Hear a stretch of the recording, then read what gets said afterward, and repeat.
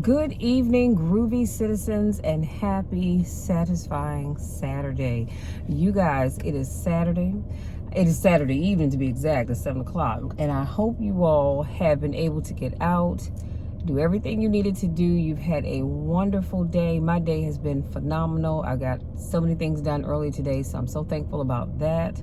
Was able to get mom over to the AT&T store to get everything on her old phone transferred to the new phone, wipe clean. So now I just have to take it back on Monday, or take it up to the UPS store on Monday to send it back, and she is good to go. She had to get her phone replaced because something weird was going on where it was just dialing itself, something going on behind the screen. But anyway, so that's fixed. And then I had a nice little power nap, and I said, well, let me get up and get this video done, because today is my little Scooby Snack's birthday, and he hates when I call him that, y'all. So I hope he don't see this video and hear me say that. But anyway, today is his birthday, so I'm going to pick up I think I'm getting him some cupcakes and his card, take his card over, hang out with him for a little bit so I can come on back and get in bed at a reasonable hour, because tomorrow is a Communion Sunday. So if you don't have a church home, or you would like to visit a church here in the DMV area, I am encouraging you to come on by Metropolitan Baptist Church, 1200 Mercantile Lane in Largo, Maryland, and come worship with us. It will be a wonderful time in the Lord. So I know I need to be up and be at church by 9 o'clock. Fingers crossed I'll make it there by 9:15, because since COVID, we don't pass the trays, the communion trays, and so we're going to be working on a plan to get back to that. But for right now, as members come in, we're standing by the doors with the communion trays, and they just get their cup and go take their seat. So I need to make sure I get there. I'm gonna try to get there by 9, but no later than 9:15. So anyway, y'all, let's jump into this topic so I can get on about the rest of my day. And today's topic, and I don't know, I just feel in my spirit that somebody needs this, but today's topic is dealing with negative people. Dealing with negative people. As always, I have some quotes I want to share with you, and we'll unpack it as we go along. I have a takeaway for you, and I'm going to let you be. So this first quote is by Steve Harvey. He says, if you want to kill a big dream, tell it to a small-minded person. That'll shout you right there, y'all.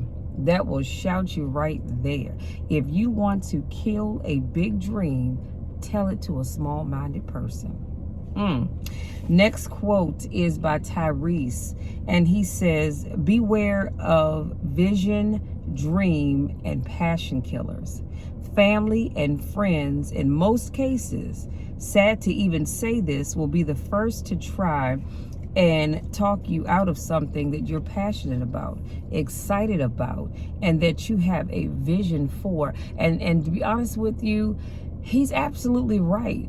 You want to find somebody that's going to talk you out of that dream that you have. Tell it to a family member or a friend. And especially if they have no dreams and goals of their own, they'll listen to your idea knowing full well that's a good idea. And, well, I don't know, what if nobody supports it? Well, how about you wouldn't support it because it's not your goal or your dream, and you just don't want to see me succeed? I'm thankful that I'm not surrounded by those types of people, but a lot of people are. So be careful who you tell your dreams and your goals to, because family members and friends are the first people to talk you out of that thing that God has placed in your mind and in your heart to do. Next quote is unknown, and he says, who in your life right now comes with a problem when you try to think through a solution? Y'all, that'll shout you right there. Let me ask this question again, because I want you to think about it. Who in your life right now, I'm just really think about it, who in your life right now comes up with a problem? Hear me now. They come up with a problem when you try to think through a solution. So for example, you say you want to start your own business, and they say it will never work. You should keep your 9 to 5 and let the young people do that. Isn't that interesting how you're trying to work through whatever that thing is that you're working through, and they come up with problems? Now, you're not coming up with problems. You're looking for solutions to whatever problem you already have, but they're coming up with problems. They want to talk about the negative side. Yeah, but if you do this, what about that? If you do the other, what about that? No, those are the worst people. And you know who those people are in your life. Let me just say that, because you know who those people are. That's why you don't even share what you're doing. Do what you're going to do and let them come back and go, oh, I didn't know you were working on this. Oh, I didn't know you were trying to do that. Yeah, I didn't tell you because I know how you are. And you can be real if you want to. Depends on who you are or how you feel about that. But it's all right to say, well, you know, I felt the need to not share that with you because I know how you can be. And so I decided not to share it with you. And if they get mad, so what? So what? But that quote is unknown. Next quote is unknown. He says, you are obsessed. Hear me good now. You are obsessed with what other people think about you. I don't know who I'm talking to, so don't look to your left or to your right. Don't look in front of you or behind you. Just, look down a little bit. Not all to the floor, just look down a little bit, because I'm probably talking about you. You are obsessed with what other people think about you. And the thing that's going to kill your dream is your addiction to other people's approval. Again, that quote is unknown. Many of you have goals and dreams, and they already are in the trash, so to speak, because you are already worried. In the back of your mind somewhere, you're already worried about what people are going to say. What are they going to think? And you need to stop worrying about that. Now, you're not worrying about how many people are going to support your business, how many people are going to subscribe to your channel, subscribe to your podcast, are going to come out to your workshop. You're not worried about that. You're worried about, what are they going to say about me? What are they going to think about me? I don't care. I don't. Now, I will say this. When I say I don't care, it doesn't mean that I just go out here and live recklessly because I don't care what people think. Because in a sense, we all care, excuse me, about what people think. But in the grand scheme of things, if I am working on my YouTube channel, I can't worry about the naysayers, because guess what? They're not my audience. So I don't need to be concerned about them. I'm more worried about the people that are going to come and support my channel. I'm worried about the people that are going to subscribe and like my videos and comment and all that other good stuff. Those are the people I want to spend my time worried about, not the ones that's not going to support, because they're not going to support you anyway. But we need to stop, and I say we because everybody at some point in time gets obsessed with what other people are going to think. Because I won't lie to you, I've done it too. But when I first decided that I was going to go ahead and start my YouTube channel, I thought about, well, what are people going to say about me? They're going to be like, well, who is she? Why does she think she know everything? You know, where does she come from? And what are her credentials? You know how we do things, right? And I thought about that. And then I thought to myself, you know what? I can't worry about that. I'm going to do what I'm passionate about.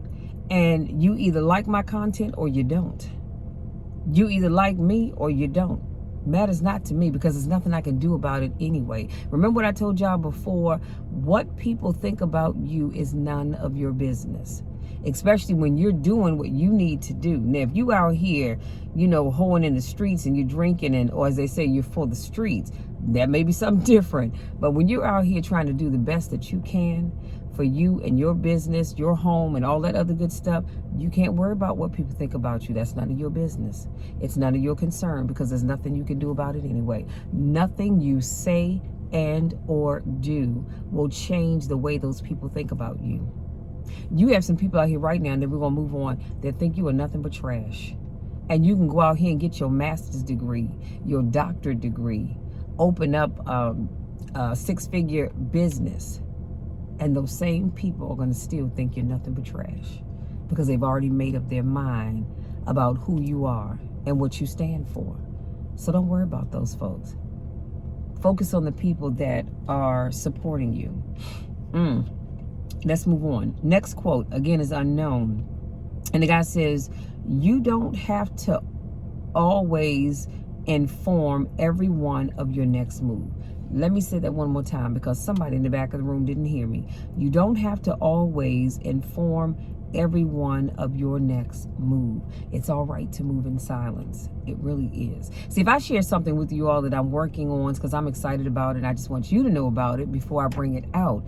Otherwise, I keep it all up here and in my journals and in my vision book. I don't share everything with everybody because I don't need to.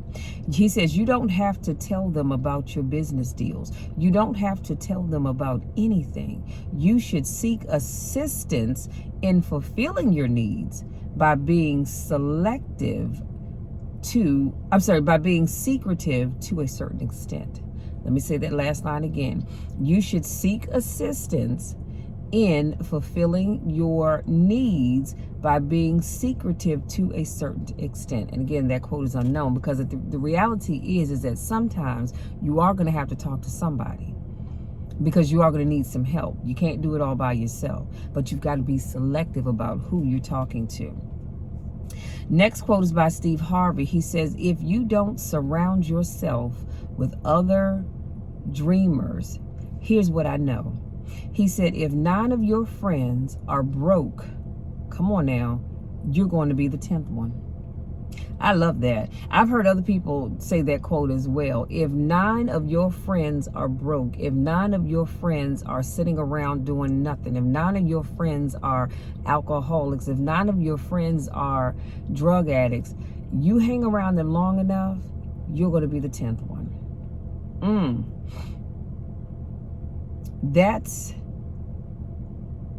That's it. He says, if you stay with that circle of friends, you're going to end up just like them. You have to surround yourself with like-minded people. And again, that's by Steve Harvey. I tell people this all the time.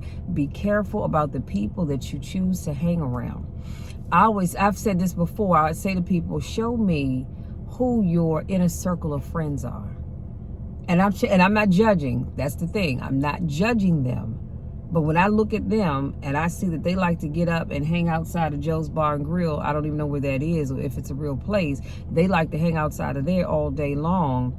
Eventually, you're going to end up in that same group. Yes, you love them because they're your friends, but some people you just can't hang around. I can love you. Yeah, we can go grab something to eat from time to time, but I want to hang around like-minded people. I want to hang around people that are trying to do something. I'm so thankful that I have friends in my inner circle that have businesses that they're working on growing, not necessarily the same as mine, but we're business minded and we can bounce ideas off one another. We can support one another. That's just like if you hang around a group of people and they don't believe in the power of prayer, eventually you're going to become just like them. That's why I like to hang around with folks that like to pray, that know how to pray. Because I need somebody that I can count on when I need someone to pray for me. Because, sometimes people will say, hey, I need you to pray for me, but are they really praying for you? That's a whole nother video for a whole nother time. Next quote is by Tyreese as well. And he says, most of the people that have no dreams will wake up every day trying to talk you out of your dream. And y'all know that to be true. They have no goals. They have nothing that they are ambitious about. So they will talk you out of all and this is his words, not mine. They will talk you out of all the shit that you have, that you are excited about. It's really not expected of them to support you and have your back anyway. Their life ain't shit. Again, his words, not mine. And if you are trying to do something with your life, they are going to try to figure out a way to shut you and your plans down as well. Honey, he ain't never lied. All these quotes will be in the description box. That's why I say you have to be careful about the people that you associate with. And sometimes those people are family members. Sometimes they are family members and you have to cut them off. Again, you can love them, but you've got to cut them off. You have to love. See, that's why when people say, well, Michelle, why do you say you love everybody? I do. I love all of God's children. I love them with the love of Christ, not necessarily with Michelle's love, but with the love of Christ. It allows me to love everybody. I want the best for everybody. Most people, like I always say, and I'll say it at the end of this video, most of you I don't know, I've never met, and I probably never get a chance to meet, but I love you anyway, and I want you to succeed. because that's just the person that I am. I want to see you grow. I truly do. But I associate with people that think the same way. And if I associated with people that didn't give a daggone about anybody but themselves, then eventually over time I would become the same way. That's why I say be careful about your inner circle. And so when you share your dreams, here's something to think about. When you share your dreams with others and they shoot it down, it's because they can't see something that God only shared with you. That's another reason why you've got to be careful about sharing your dreams and your goals with everybody else. They're going to shoot it down because they don't see it. And they don't see it because God didn't give it to them. He gave it to you. And so when God gives you something, you've got to keep it to yourself. And if he wants you to share with others, you'll know that. You'll know that. And I think I've shared with you all before, like my sister she's an event planner. And we can walk into a big empty room and she'll go, you know what? I like this. Like when she was getting married, she designed her own wedding because she's an event planner. And it was a beautiful winter wonderland. It was a beautiful winter. And she came in and she said, okay, I see the hot chocolate bar over here. And I want Christmas trees set up here and some Christmas trees over here and this here and that there. I mean, she had it all laid out. To everybody else, to the naked eye, it was just an empty room. I didn't see a daggone thing. And even now, if she's doing an event, she can say, yeah, I can see putting this over here and that over there and that. I don't see any of that. But you know what? It's okay. I don't need to see it because God gave that vision to her. He gave her the ability to see those things. That's why Michelle can't see it and Trish can, because it was given to her. But I'm not going to knock it down just because I can't see it. Hey, just tell me what you need. Tell me what we need and I'll help you set it up. Where you want to put this, where you want to put that, where you want to put the other. I don't have to see it. And I said all of that to say, stop knocking down people's goals and dreams just because you don't see it. Because you ever tell somebody something, they go, I don't see how you going to do that. Well, guess what? You shouldn't, because God didn't give that to you. He gave it to me. So y'all, let's stop saying that. Okay? Now, unless somebody asked you, girl, do you see this? Can you envision that? And I'm honest with people and I'll say, you know what? Yeah, I don't. I really don't. But it's a great idea. I love it. I just can't visualize it. Because some people just are not visual people. Now, funny thing is, I can be visual at times, but then there are times that I can't visualize what you're talking about. I hear it. It sounds good, but I just can't necessarily visualize it at that particular moment. Now, as you start bringing the pieces together, then yeah, I can visualize it. But just on its face, I probably can't. And it's all right. There's nothing wrong with me. It's just that, again, God didn't give that vision to me. So here is your takeaway. I want you to read Hebrews 11:1, because it says, now faith is the substance of things hoped for, the evidence of things not seen. I want you to go and read that scripture, highlight it, and I want you to read that every day. Read it every day. And I want you to keep it here. Keep it up here, but keep it here as well. Because faith is the substance of things hoped for and the evidence of things not seen. So when we talk about people not being able to see our dreams and our goals, sometimes it's because you lack faith. And sometimes and if you don't have faith, let me say this, if you don't have faith, you won't be able to see the goals and the dreams that God has given you. He's trying to give you stuff, but you can't see it because you don't have faith. And all it takes, as the Bible says, is faith of what? Of a mustard seed. Do you know how small that is? That's all you need. That is all you need. So when God and we talk, I say, all right, Lord, I'm stepping out on faith. I'm believing that you're going to do ABC, X, Y, Z, because your word says that you will never leave me nor forsake me. Your word says, ask and I shall receive, seek and I shall find, knock and the door shall be opened unto me. And so I'm believing, because it's with my faith that I can step out there and do things that I don't think, that I don't see. It's my faith that allows me to to thank God in advance for something I haven't even received. It's my faith that carries me every single day. No matter what it looks like, no matter what it feels like, no matter who supports me or who doesn't support me, doesn't matter what the weather is. Right now, it's 83 degrees. I have my air on because it's muggy outside. But I don't worry about any of that. You know why? Because I have faith. And I know who I serve. And I know that God is watching over me. I know he has his hands around me. I know he's holding my hand and he's walking with me every step of the way. It's my faith. My faith allows me to deal with negative people. So I don't let that worry me. Doesn't bother me at all. And last but not least, your ultimate takeaway, you guys. Stop telling people your business and increase your faith. That's what I want to leave you with. Stop telling people your business and increase your faith. You do those two things, you're going to be all right. Y'all, that's it. That's my times. Like I said, I have to get on out of here. I still need to upload this video, but I have to get on out of here. But I want you all to go about the rest of your Saturday. Enjoy your day. Wherever you go, whatever you do so responsibly. Y'all know the drill. You know the spiel. Do it responsibly.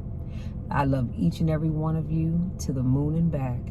There is nothing, and I mean absolutely nothing, that you can ever do to change that, because I'm always going to love you. I'm always going to love you. I want to see you succeed. So I need you to step out on faith. Stop allowing these negative people to talk you out of what it is that God has put in your heart and on your mind to do. Stop letting them talk you out of that thing that secretively, when you think about it, puts a smile on your face. You can do it. You can. Now, if you're new to watching my videos, I want to say welcome. Thank you so much for joining me. If this is not your first rodeo, I want to say welcome back. Y'all know I miss you when I don't get a chance to see you. I love you all so very much. Enjoy the rest of your weekend, and we will talk again on Monday. Until then, take care.